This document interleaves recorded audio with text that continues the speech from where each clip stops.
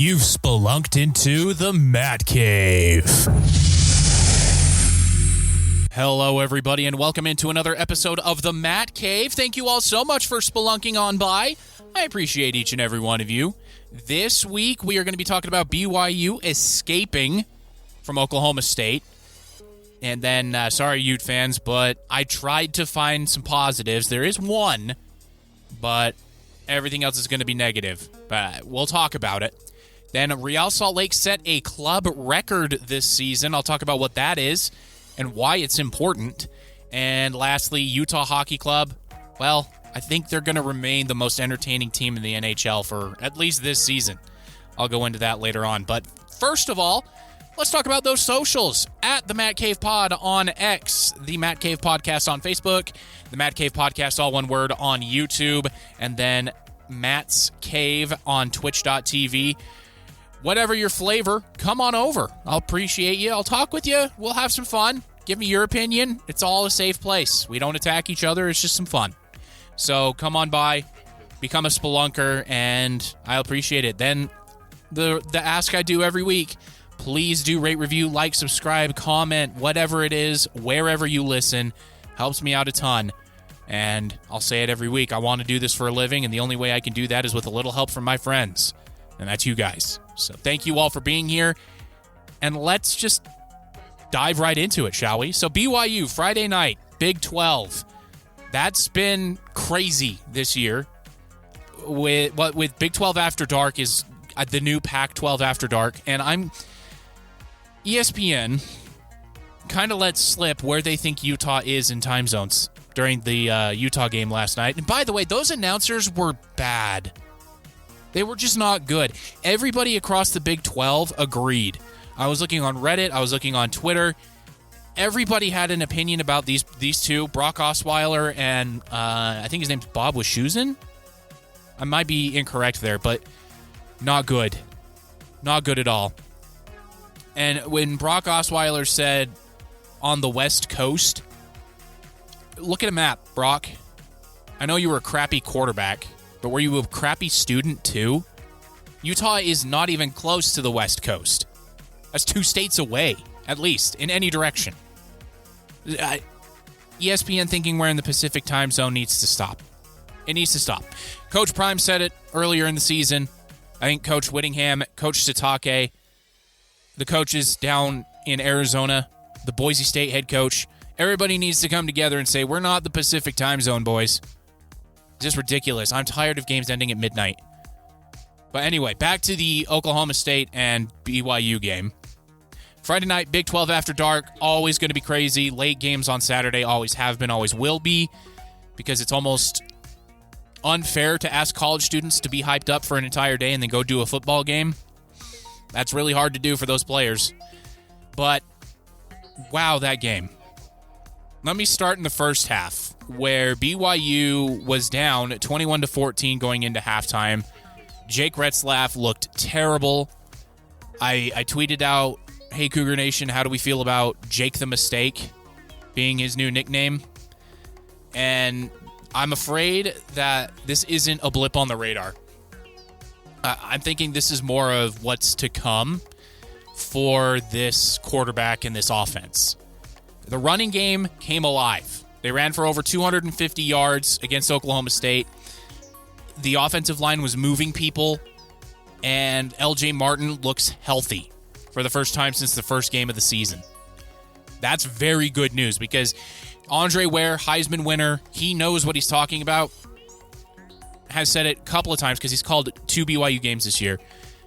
Jake Retzlaff is best in play action when the safeties are held.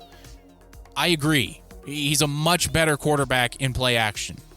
He also does make good throws. I know I rag on him pretty hard, and I know my standards for the BYU quarterback position are really high, but he does make some good throws. There was a couple over the middle where he threw it behind his receiver so that his receiver didn't run into a defender and get blown up.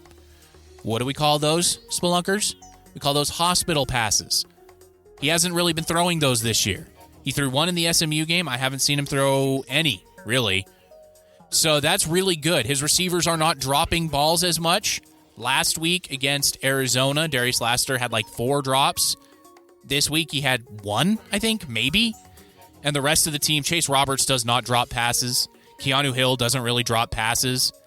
But that's the good of Jake Retzlaff, right? Then the scrambling, it was a smart decision to not go out of bounds. The Oklahoma State defense was playing that he was going to go out of bounds on that last drive. He kept going for that 27-ish yard scramble, which set up the 35-yard touchdown pass. So first I'm going to talk about that touchdown pass. Darius Lassiter in the pregame said that play was designed to go to JoJo Phillips, number 13. When you look at the play, and yes, sometimes it is better to be lucky than good, I agree. But if you look at the play, and you look at where Jake Retzlaff put the ball, it was supposed to go to JoJo Phillips, who was inside the hash marks. The ball was outside the hash marks to nobody. It's a good thing Darius Lassiter is a good receiver, and he cut his route off and came inside to catch that ball. Otherwise, it was probably an interception and game over. So that was a Darius Lassiter play. That was not a Jake Retzlaff play. That was a bad throw that he was rescued by his receiver. So that's the first thing. Couple other things. Screen pass to Reiner Swanson. Hit his hip. What are you doing throwing to a 6 guy, throwing the ball at his hip? That's a bad throw all the time. And then he was throwing balls at the feet of a couple of receivers. Like, what's going on there? Overall, he was 13 of 26, 218 yards, 2 touchdowns, 2 picks. One pick was a bad throw. He's rolling out to his right on the sideline. Just throw that ball away, and you live to the next down, and you get points. Instead, it's a turnover. That's stupid. And then, that throw at the end of the first half, don't throw the ball, just eat it. It's the end of the half. You take a sack, big deal. It's the end of the half. It's not fourth down, you turn the ball over. Just take the sack. Instead, he throws an interception. He throws the ball, and there's no BYU player near that ball. All of his speedy receiver guys are down the field near the end zone. So all that's left between this guy and a pick six at the end of the half is Jake Retzlaff and 5 linemen. It's very lucky that Jake Retzlaff made that tackle. Otherwise, it was a touchdown. So if you see my problems with the BYU quarterback position, they're creeping back into full view. Jake Retzlaff is a gutsy quarterback, but he's not very good. BYU will only go as far as Jake Retzlaff can take them. If he turns back into Jake the Mistake, BYU is going to go 7-5. They're not going to beat a single team on the schedule remaining, not even Houston. As it stands, though, moving forward for BYU, this defense, it did get run over by an All-American and a mobile quarterback. What did I say at the beginning of the season? BYU's bugaboo for time immemorial has been a mobile quarterback. They never have an answer for it. Even when they had Kyle Van Noy, Fred Warner, Brady Papinga, it didn't matter. The mobile quarterbacks destroyed BYU because the defensive coordinators there, Jay Hill included, are allergic to having a spy. And the defensive ends are allergic to holding an edge. Just ask Utah fans how that works. Sorry, that was a low blow, Utah fans, but I needed to throw it in there. But moving forward for BYU. At Central Florida, this coming Saturday on ESPN, 1:30 Mountain Time. That's, thank the skies above. It's a 1:30 kickoff. Now, Kalani Sitake's record in games like that is not the best. He's very good late at night, but he's not very good at any other time of the day. We'll see how that goes. Central Florida is coming off a heartbreaking loss against Iowa State, where Iowa State basically did the same thing to them that BYU did to Oklahoma State. It'll be interesting to see what kind of fight Central Florida has. Because right now, Central Florida is sitting at a 3-4 overall record. Their season is on the brink. They're 1-3 in conference. It'll be interesting. I think BYU can win this. I do. I don't know if it'll be handily or not, but they are living and dying by the turnover. If Jake Retzlaff and company can hold on to the football, not make boneheaded decisions, and actually hit receivers in stride, then BYU will probably win this game. But if they don't, and they leave the defense in the situations they were leaving them in against Oklahoma State, I don't see BYU winning very many games left in this schedule. It'll be an interesting end of the season. It's magical thus far. BYU is up to number 11 in the polls. I still don't know why teams like LSU, Clemson, Tennessee are in front of them. Tennessee beat Alabama. Alabama's now a 2-loss team at number 15. That's not a good win anymore. Miami is barely scraping by, folks. I mean, Ohio State and Georgia do belong up there. Maybe not number 2 for Georgia because they did lose to Alabama, who's now number 15. But Clemson, LSU lost to USC. USC is on a 4-game losing streak. That they should not be in front of BYU. An undefeated Iowa State and an undefeated BYU. BYU has very good wins. Very good wins. SMU, currently ranked number 22, one of the favorites to win the ACC. Kansas State, sitting at number 16. They've blown the doors off of everybody not named BYU. Same thing with SMU. Those 2 wins are better than any of the teams in front of them except for Oregon, Penn State, and maybe Miami. So there is a little bit of disrespect to the Big 12 going on right now.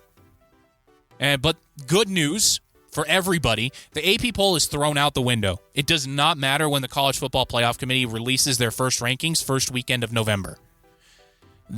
Supposedly, they do not take into account any poll. They don't take into account coaches' poll, AP poll, my dead grandma's poll. It doesn't matter. They don't take those polls into effect, supposedly. So we'll see what happens when when they come out first weekend of November. Hopefully BYU will still be undefeated by that point. They only have 1 game between now and then. So we'll see. But there is a little bit of disrespect being thrown at Iowa State and BYU. Props to Iowa State, too, by the way. Iowa State is undefeated, 7-0 for the first time in program history. That's pretty darn good. BYU is 7-0 for the first time since 2020, when we all know that season kind of didn't really count for anybody in the country. So, props to both teams. Now let's move on to the horror show that is the University of Utah. Isaac Wilson isn't the problem. I'm going to say that till I'm blue in the face. He is not the problem. He is not why Utah is 4-3 and 1-3 in conference. He's not. He's a true freshman. He's 18 years old. 8 months ago, he was playing against Riverton for the state championship. Against kids his age and younger. Not guys who've been in a college football program for 3, 4, 5, in Cam Rising, 10 years. So you don't throw that kid under the bus like Utah fans have been. The dumb ones have. The smart ones haven't. But the dumb ones are louder and everywhere. The dumb fans are always the louder fans. So, who do we blame this on? I started saying it Oklahoma State week, I think. It's Andy Ludwig's fault. Andy Ludwig does not know how to call an offense. He doesn't. He's gotten lucky with very good quarterbacks. Cam Rising, for an instance. So, he's gotten lucky with the playmakers he's had.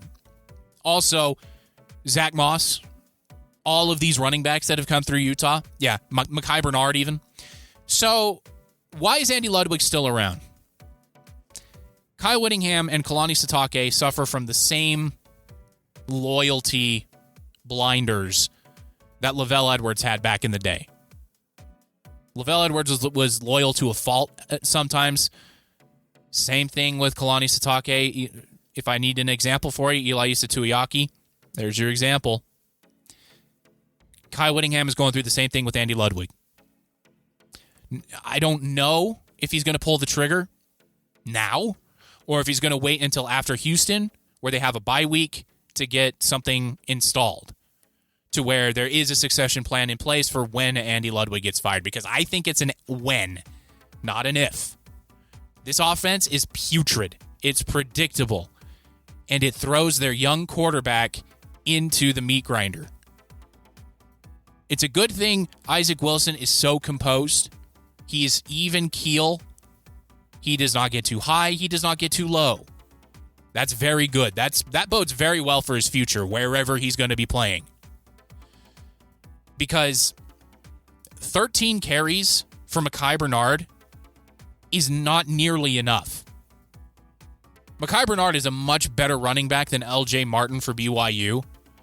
LJ Martin got 20 carries in his first full game back. Mekhi Bernard got 13. He also caught 2 passes. 15 touches for the best player on your offense, and you have your true freshman quarterback throwing the ball 33 times, and that's just when he threw a ball. We're not going to count his scrambles. So technically, he dropped back to pass 44 times against TCU. Hey, Andy, a true freshman is not Cam Rising. You have to adjust. You have to change your playbook. Your scheme stinks. Plain and simple, it stinks. Utah's offense defense is still elite. It still is. They only gave up 13 points. Pretty much with any other offense in the Power 4 conferences will win this game when the defense only gives up 13 points. And the special teams was pretty bad too. They still only gave up 13 points. So the defense is not the problem. The defense is stellar. It's spectacular, even. So Andy Ludwig is the problem. Utah at home loses to TCU 13-7. They are currently on a 3-game losing streak, which is unheard of in the Kyle Whittingham era. And this comes down to Kyle Whittingham and Andy Ludwig. If you do not have a succession plan in place for when your quarterback, who is made of porcelain but thinks he is made of vibranium, inevitably gets hurt because he is that tough, but his body is not, it falls on the coaching staff. They have the receivers. Utah fans, you've seen it. Dorian Singer, Brant Keithy, even Money Parks, Micah Pittman. There's talent. The offensive line is actually pretty good. They were giving Isaac Wilson time. But the route concepts I was watching, I wasn't watching Isaac Wilson because I knew he was a sitting duck. The route concepts that were being thrown out there, 10-yard in, a post route, a deep post route, and a go route, when you have a tight end and running back in to help block when there's a 3-man rush. Now, I don't know if Isaac Wilson checked to that. I wasn't paying that close attention. But I saw that towards the end of the game, and I was like, what are you doing? This is a true freshman quarterback. Cut the field in half, roll him out to the right, 2 routes. If both of them are covered, you tell him to tuck and run if he can, or just throw it away, get to the next down. It's that simple. High school coaches can do that. So why isn't Andy Ludwig? Where are the quick in routes, the quick hitters? A quick hitter to Dorian Singer and then let him do what he does best. Same thing with Money Parks. And you saw the arm talent that Isaac Wilson has. The first overthrow he had, that was like 60 yards in the air. And then the other deep bomb he had for the sole touchdown Utah got, that was a beautiful throw. So there's the talent is there. The concepts and the offensive thinking is not. This is on Andy Ludwig. It's on the quarterback coach. It's even on the offensive line coach and running back coach. Kyle Whittingham, after the game, in his press conference, said, over the next 48 hours, some difficult decisions will have to be made. You think, Whit? You think? Maybe the difficult decisions should have been made after last season when you saw what happened without Cam Rising. This is a Cam Rising offense. Just like, and Utah fans, you're going to hate this, but just like in New York last season, where it was an Aaron Rodgers offense, and then he went down and Zach Wilson was put in, they never changed the offense to fit their quarterback. They tried to put a square peg in a round hole. That's what Andy Ludwig is doing with Cam Rising and Isaac Wilson. So this is gut check time for Utah. They've got Houston. That should be a win. They're away from Salt Lake City, which will help. And that should be a win. Houston's not very good. They're not. They're more so a basketball school than they are a football school, just like Kansas. And then they get a week off. And then it's the Holy War. So they've got 2 weeks to figure this out. Then after the Holy War, it's against Coach Prime and 2 legitimate Heisman contenders in Shadur Sanders and Travis Hunter. That defense is up to the task. They are. But the offense, Andy Ludwig's got to go. That's where we've come down to. For a couple of years, you listened to me talk about BYU's defense and how Eli Tuiaki needs to go. Well, now it's Andy Ludwig on Utah's offense. Because what I watched last night, should have been marked not suitable for all audiences, because that was terrible. That was not safe for work. That was not good. Predictable, slow developing run plays, slow developing passing concepts. When you just need quick snap decisions from your young guy, if I can hit that throw, I'm throwing it. If not, I'm throwing it away or running. You got to keep it simple. I don't care how smart the kid is and how well he tests out and all that stuff. Game time is different than practice or anything else. Every football player, hockey player, soccer, whatever. Every athlete will tell you that. So, Andy Ludwig's got to make a change, or he's the change that's going to be made. And I honestly think Kyle Whittingham will give him one more week. And if they show up like they did against Arizona State and TCU again on offense, that a change is going to be made. And looking forward the rest of the season, what did I tell you before the season started? If Cam Rising gets hurt, I think the floor is 4-8 for Utah. If we look forward and the offense keeps performing like this, 4-8 is very realistic. All right, so let's move it on to happier news. Real Salt Lake finishing third in the Western Conference. Nobody had that. Nobody. Only 5 points behind the two LA clubs. They beat out Seattle, Houston, and Minnesota for number 3. They beat Vancouver last night at home, which, by the way, holy cow, Salt Lake, you showed up and showed out. Utah game sold out. Not for very long, but it was still sold out. I was looking for empty seats. I didn't find any at the start.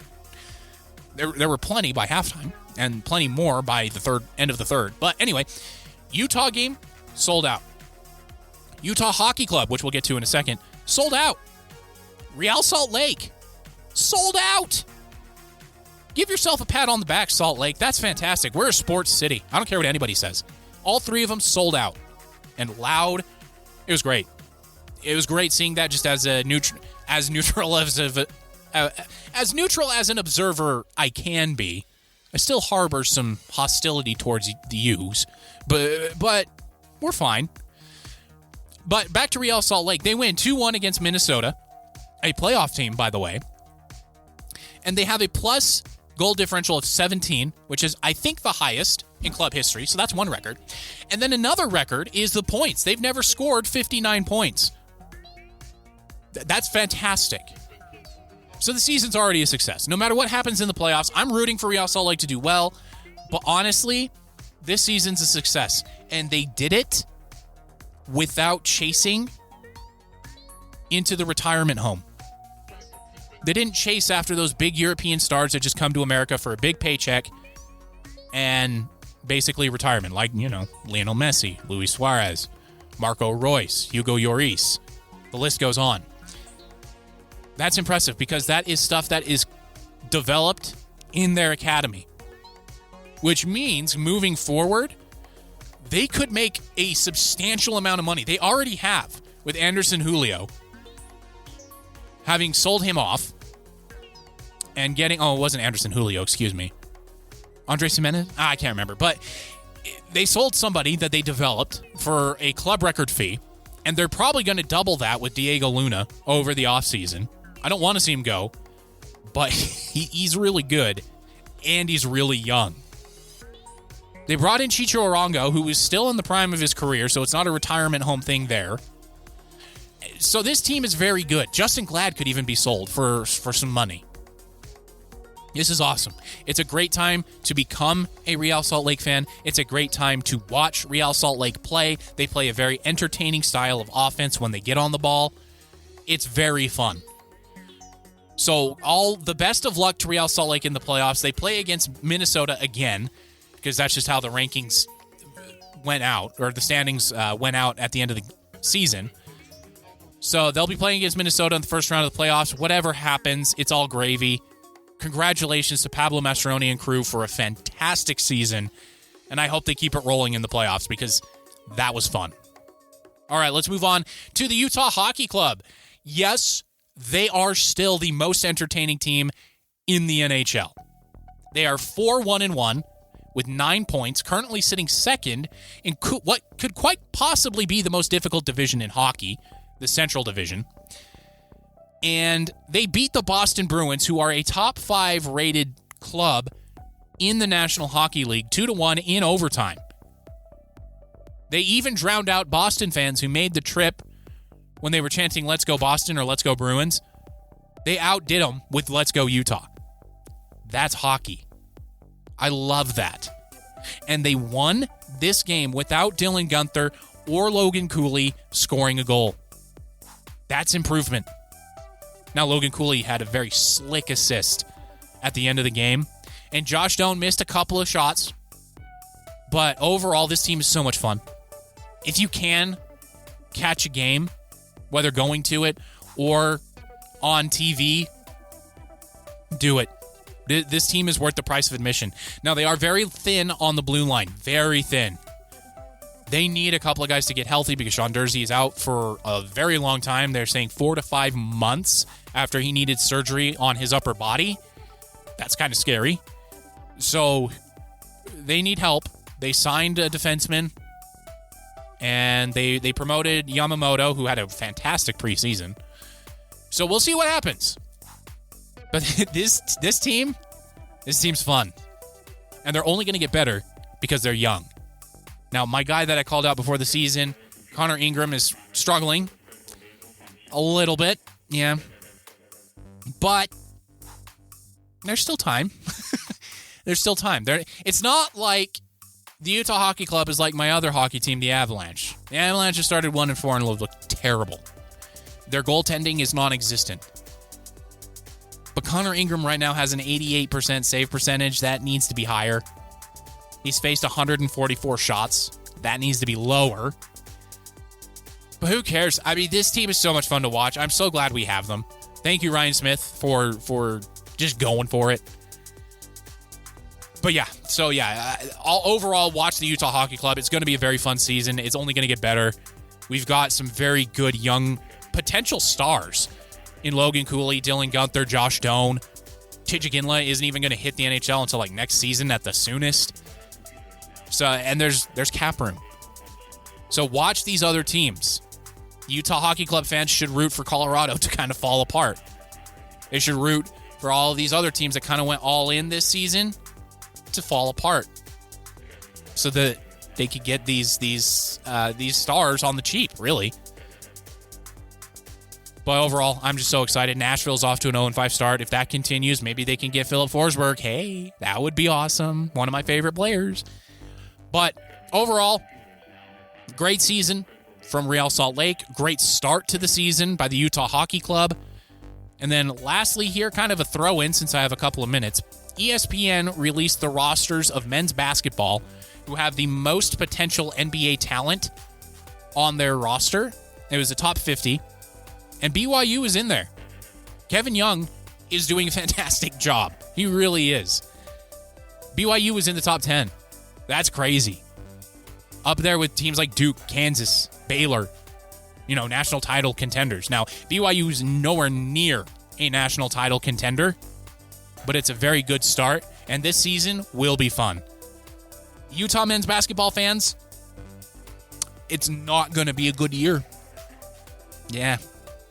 You go from a very disappointing football season into a last place predicted basketball season. Not good. So at least there's always next year, and there's more distractions for you Utah fans than there have been in the past. You can watch Real Salt Lake at the playoffs. You can watch the Utah Hockey Club. You can let's not watch the Jazz. I'll kind of report on the Jazz, but I'm more excited about the club than I am about the Jazz. I'll just leave it there. But that's the show this week, everybody. Thank you all so much for listening. I appreciate each and every one of you, and I hope you have a fantastic week. And I will see you all next week when we spelunk back into the Matt Cave.